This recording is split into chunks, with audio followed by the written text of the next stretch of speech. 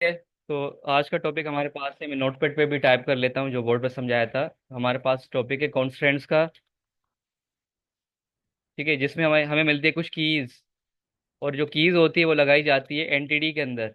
NTD हम बोलते हैं टेबल को एसक्यूएल की ज़बान में। और टेबल में जो कॉलम होते हैं उनको हम बोलते हैं प्रॉपर्टीज। कॉलम्स के जो नाम होते हैं उनको हम बोलते हैं एसक्यूएल की लैंग्वेज में प्रॉपर्टी। ठीक है। तो जो कीज होती है वो कितने टाइप्स की होती है? एक होता है हमारे पास इंडेक्स, प्राइमरी की, यूनिक, इसी तरह फॉरेन, नॉट नल, चेक हो गया और डिफ़ॉल्ट हो गया।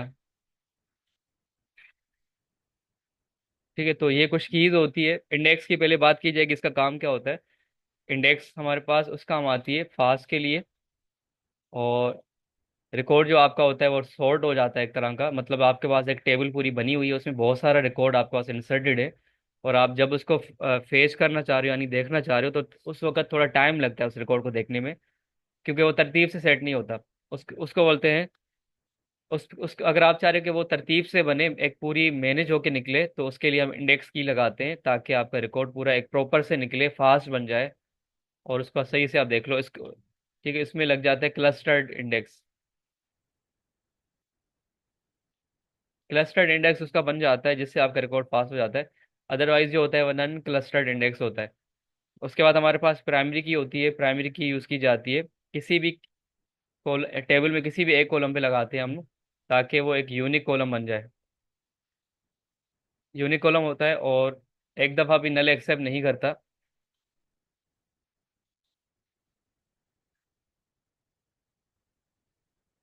और जो यूनिक होती है वो आप मल्टीपल कॉलम पे लगा सकते हो किसी भी रिकॉर्ड को यूनिक बनाने के लिए। और एक दफ़ा नल एक्सेप्ट होता है।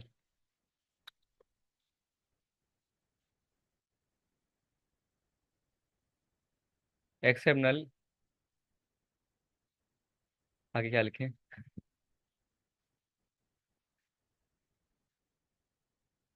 मैं यूँ कर लेता हूँ।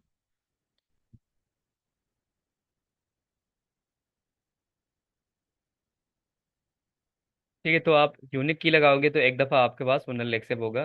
फॉरेन की का काम क्या होता है, इसमें की का वर्ड भी यूज़ होता है। जैसे प्राइमरी की के साथ की लगी है, इसी तरह इसके साथ भी की लगती है। फॉरेन की हम यूज़ करते हैं ताकि रिलेशन क्रिएट कर लें हम लोग, चार से दो से ज़्यादा टेबल्स के साथ हम ज्वाइन लगा सकें। ये हम आगे वैसे भी करेंगे क्योंकि ये बड़ा सा टॉपिक है। नॉट नल मतलब कि जब भी एंट्री करें तो उसमें नल वैल्यू ना जाए, तो उसके आगे हम ये लगाते हैं। चेक कंडीशन के लिए होता है, डिफॉल्ट हमारे पास ये होता है। तो अब हम बनाने वाले हैं, तो सबसे पहले हम करेंगे जेम को स्टार्ट।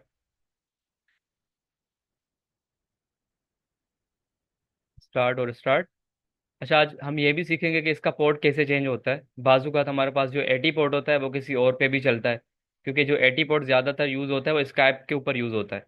अगर आपके पास स्काइप इंस्टॉल्ड है, क्योंकि यहाँ पर एज ए एप्लीकेशन है हमारे पास, अगर आप, अच्छा ये इसमें साइन इन भी नहीं किया हुआ, तो बाजू का कुछ ऐसे पोर्ट्स होते हैं जो पहले से किसी और जगह पे एक्सेस होते हैं, तो जो आपका पोर्ट होता है वो चलता नहीं है, तो इस पोर्ट को हम चेंज भी कर सकते हैं। चेंज करने के लिए हम जाते हैं यहाँ पर आगे कॉन्फ़िग की फाइल के अंदर, और यहाँ पर होता है अपाची यानी सर्वर का ये वाला, और ये इन दोनों में से हम क्या करते हैं, क्लिक करके, क्लिक करने के बाद चले जाते हैं यहाँ पर, लिखते हैं कंट्रोल एफ और लिसन लिखते हैं। जैसे लिसन लिखेंगे ना, तो आपको वो पोर्ट यहाँ नज़र आएगा, देखो ये पोर्ट हम चेंज कर लेते हैं। और सिर्फ एक जगह पे नहीं होता, और भी जगह पे होता है। ये लिसन के बाद आपको ये मिला, उसके बाद हम दोबारा से इसको फाइंड करेंगे कहीं और जगह मिले। इस पोर्ट की बात की जा रही थी। अगर नहीं मिलता दूसरा पोर्ट, तो आप फिर लिखोगे लोकल होस्ट। लोकल होस्ट लिख के आप फाइंड करेंगे तो भी यहाँ पर पोर्ट मिलेगा। तो ये दो जगहों से आप इन पोर्ट को चेंज करेंगे, जैसे 82 कर लूंगा और वहाँ पर भी 82 या 84 कर लेंगे। फिर उसके बाद सेव करोगे फाइल को, तो आपके पास इसका पोर्ट चेंज हो जाएगा जब आपका ना चले तो। फिर आप इस करेंगे एडमिन को प्रेस, आप लिखोगे ब्राउज़र पे लोकल होस्ट, होस्ट और कॉलन दोगे। बाजू का बच्चे यहाँ पर इस तरह कर रहे थे और गलत लगा रहे थे, तो आप यहाँ पर पोर्ट दोगे। पोर्ट आपका चल रहा था 80, यहाँ पर आपको नजर आएगा ये 80। आप 80 लगा के और एंटर कर लो जस्ट। वैसे हमारा डायरेक्ट चल रहा है, आपका ना चले तो आप बस एंटर कर लीजिएगा, आपका बस इस तरह चलेगा। और फिर PHP में एडमिन को प्रेस करेंगे, आपका बस ये पोर्ट आ जाएगा MySQL। तो बनाते हैं यहाँ पर न्यू एक डेटाबेस, मैं इसको प्रेस करूंगा, यहाँ पर आके डेटाबेस को क्रिएट कर लूंगा। तो मैं करूँगा यहाँ पर एप्टिक DB कर लेते हैं, और कंट्रोल एंटर प्रेस करेंगे, डेटाबेस क्रिएट हो जाता है। उस एप्टिक DB को प्रेस कर लो, और फिर SQL पे और टेबल क्रिएट करेंगे, और सारी की अप्लाई करेंगे इसके ऊपर। तो करेंगे यहाँ पर आके क्रिएट टेबल एम्प्लॉय, और अब कॉलम क्रिएट करेंगे, उसके ऊपर ये कीज़ लगा देंगे। सबसे पहले हमारे पास आईडी होगा, इंटीजर होगा, और प्राइमरी की यूज़ करेंगे इसके ऊपर। और इसमें एक्स्ट्रा एक और वर्ड है जिसको बोलते हैं ऑटो इंक्रीमेंट। इसका ये मतलब है कि इसके ऊपर ऑटो इंक्रीमेंट करो, मैं एंट्री नहीं करूंगा इसके ऊपर, खुद एंट्री करो। और हर एंट्री जो होगी वो यूनिक होगी, उसका कोई डुप्लीकेट एंट्री ना करने दो। तो ये ऑटो इंक्रीमेंट खुद करेगा इस सेल के ऊपर, यानी आईडी आपने इंसर्ट नहीं करी, हाँ, खुद खुद बनाएगा, बस आपको नहीं बनानी। उसके बाद हमारे पास होता है नेम का, और नेम होता है वेर कैरेक्टर। और उसके अंदर मैंने लिमिट बता दी 50 की, और नोट नल कर दिया कि इसके ऊपर नल की वैल्यू कोई ना पास कर सके। उसके बाद एज है, एज इंटीजर है, और करेंगे चेक करना है आपने इस कॉलम को जिसका नाम है एज। अगर एज 18 है उससे ऊपर आ जाए तो आपने इसको एंट्री करने देना है, वरना आप इसको यहीं रोकना है। चेक लगा दिया। उसके बाद हम करेंगे यहाँ पर सैलरी कर लेते हैं, जहाँ मैं इसमें करता हूँ CNIC, और करेंगे बिग इंट, और करेंगे यूनिक।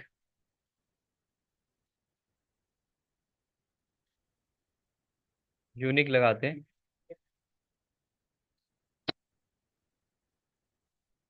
यूनिक लगा देंगे, इसमें आप डिजिट डालोगे बट डुप्लीकेट नहीं आएगा। उसके बाद हम करेंगे यहाँ पर डिफ़ॉल्ट है हमारे पास की, मैं करूँगा यहाँ पर टाइम। अच्छा, टाइम एक कीवर्ड होता है इसका अपना, तो मैं करूँगा डेट टाइम। डेट टाइम में कॉलम क्रिएट कर लूँगा, और टाइम टाइम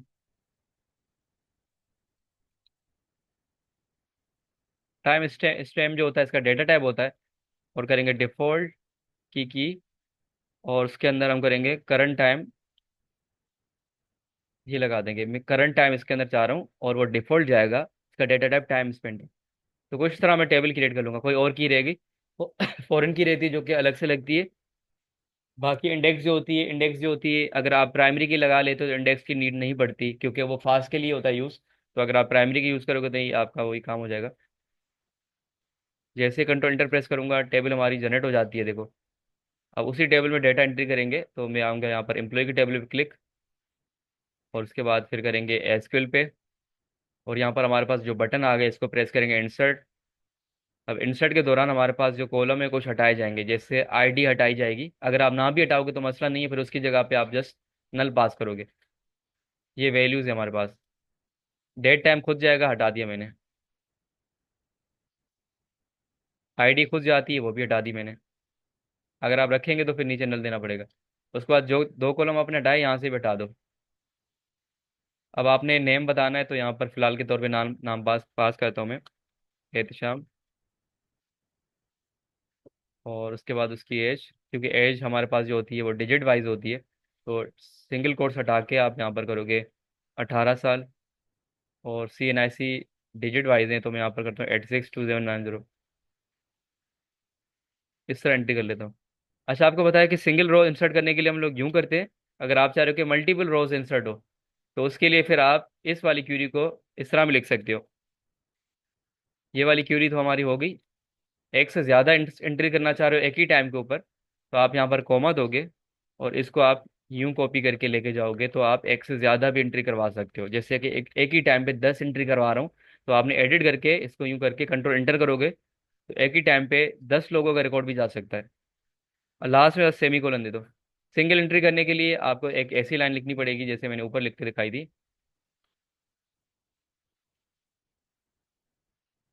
ठीक है। बस सेमी कोलन का फर्क है, यहाँ पर सेमी कोलन, और यहाँ पर कोमा कोमा, लास्ट में semicolon. Data change, age change, address change, और कंट्रोल एंटर कर लोगे। फिलहाल मैं ऊपर वाले की बात कर रहा हूँ, तो मैं इसको हटा दूंगा। फिलहाल ये एंट्री गई। अगर आप यहाँ पर चेक भी लगा लोगे ना, नीचे एक चेक का ऑप्शन आता है ये वाला, तो आपके पास ये जो लिखा होगा कोड होगा वो नहीं हटेगा। जैसे गो किया, शायद मैंने गलत जगह पे लगा दिया था चेक, बराबर वाले पे। ब्राउज प्रेस करेंगे, आपको सिलेक्ट की कमांड खुद लगा के देगा। कहाँ के रिकॉर्ड, रिकॉर्ड नहीं किया।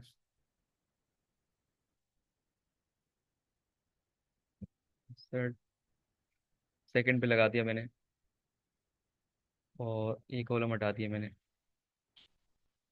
रिकॉर्ड तो जाना चाहिए था।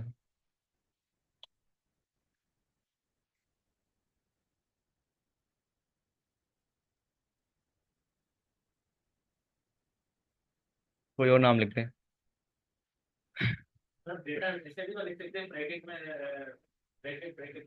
नहीं, वो ब्रैकेट भी साथ में ब्रैकेट नजर आ जाएगी आपको, डेटाबेस में भी ब्रैकेट्स।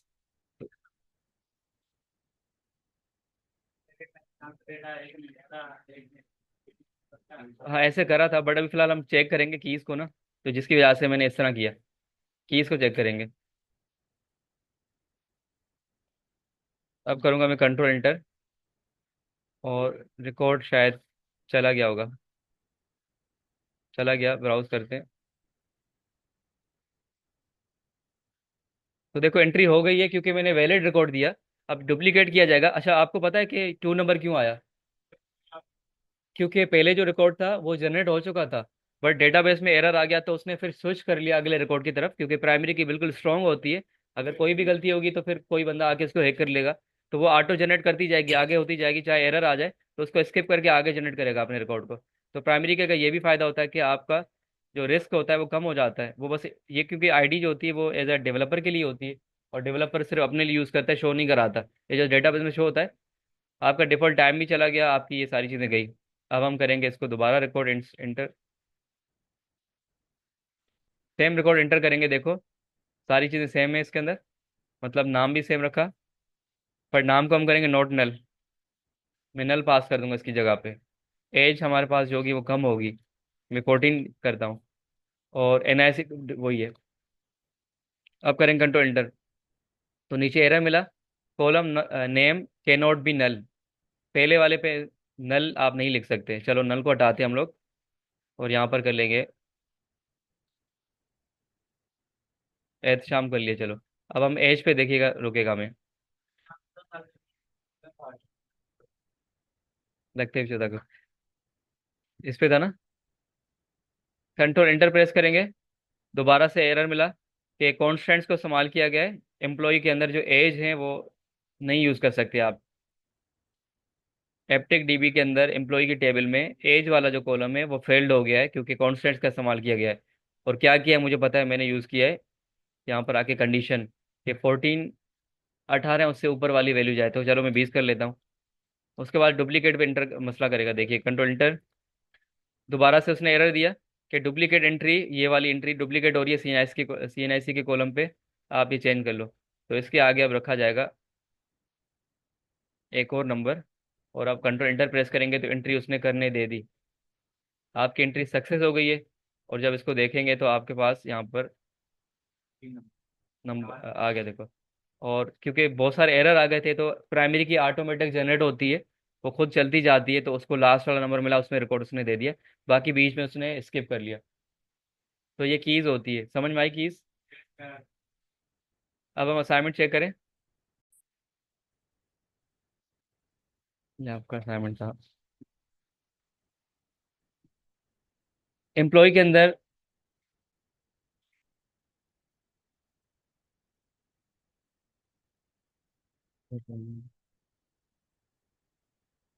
अच्छा बेटा, डिस्टिंग का वर्ड बता रहा हूँ आप लोगों को। यहाँ पर हमारे पास देखो, ये भी अली है हमारे पास, और ये भी अली है, नाम मैं चेंज कर रहा हूँ देखो। और ये भी अली है हमारे पास, 3 4 मैंने अली अली बना दिए। ठीक है, और यहाँ पर मैं करता हूँ आदिल। ये कौन टाइप कर रहा है बेटा, स्क्रीन पे देखो। ये बहुत सारे एक जैसे नाम है, SQL पे आ गया। और अगर सिलेक्ट सिलेक्ट कर दो डिस्टिंग, स्पेलिंग इसकी ऐसे होती है। क्या क्या सर्च करना है, तो आप कॉलम बताओगे कि मुझे नेम जो है वो डिस्टिंग में ला के दो, किस टेबल में से, कहाँ में से, तो आप करेंगे स्टूडेंट मार्कशीट शायद। कि टेबल में से नाम का कॉलम ला के दो, बट रिपीटेशन खत्म करवा के दीजिएगा, क्योंकि मैंने बहुत सारे रिपीट करके दिए थे रिकॉर्ड्स। देखो आपके पास एक दफ़ा अली एक दफ़ा आदिल, मैंने वैसे बहुत सारे लिखे थे, बट उसने क्या क्या किया, उसने हटा दिए रिपीटेशन, सिंगल सिंगल टाइम करके दे दिया। होता है ना बाजूकात के, कराची में बहुत सारे लोग होते हैं, बट मुझे कराची ही चाहिए कि कराची एक दफ़ा दिखाया जाए, बार बार रिपीटेशन क्यों दिखाई जा रही है। तो डिस्टिंग आपकी रिपीटेशन खत्म करता है इस कीवर्ड से। इसी तरह मैं नाम अपर केस करना चाह रहा हूँ, तो उसके लिए क्या करेंगे हम लोग, अपर करने के लिए नाम या किसी भी कैरेक्टर को कैपिटल में दिखाने के लिए हम यूज करते हैं यहाँ पर आके अपर केस, फिर इसलिए करने के नेम,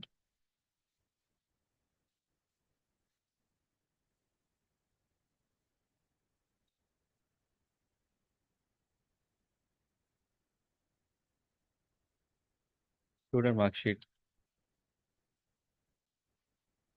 देखते हैं काम कर रहा है नहीं कर रहा। तो देखिएगा आपके पास सारे कैपिटल में, जितने भी नाम थे वो कैपिटल में अपर की इस कमांड से। तो ये रेंडमली होते हैं, ये सिलेक्ट के साथ, जो भी सिलेक्ट के साथ चलती है क्यूरी, और जो रिजल्ट मिलता है वो एक रेंडमली होता है। रिकॉर्ड आपका पहले से परमानेंट स्टोर है, अब आप चाह रहे हो कि उसके अंदर कोई और नाम आ जाए या कोई और चीज चेंजेस हो एज अ रेंडमली, तो आप इनको, इनकी कीवर्ड्स को इस्तेमाल कर लें। ये सिर्फ रिजल्ट शो करवाने का तरीका है, कैपिटल में शो करवा के दिखाओ, लोअर का उसमें करवाओ, रिपीटेशन खत्म कराओ। जो आपका पहले से रिकॉर्ड होता है उसके ऊपर की बात की जा रही है, और जब शो होता है तो वो परमानेंट नहीं होता, वो एज अ रेंडमली होता है, फिर आप किसी और को दिखा सकते हो। इसी तरह लोअर केस देखते हैं। ये था हमारे पास कैपिटल, और दूसरा हमारे पास लोअर होगा, तो उसमें आप करेंगे लोअर,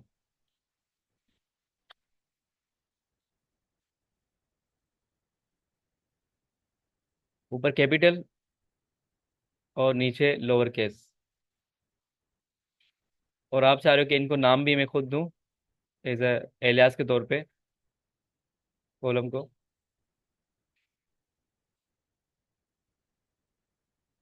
इस कॉलम का नाम मैं खुद बना रहा हूँ, क्योंकि ये रेंडमली कॉलम क्रिएट हो रहा है कैपिटल के अंदर। एस करके आप बताओगे कैपिटल,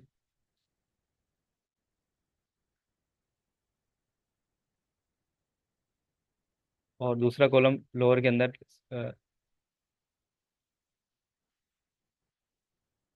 लोअर लिखते हैं इसके अंदर।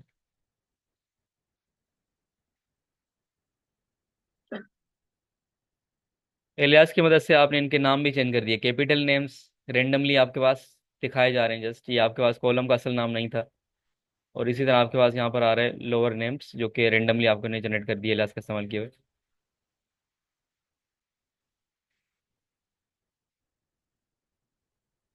असाइनमेंट चेक कर लेते हैं। अभी मैंने असाइनमेंट इनका चेक किया है,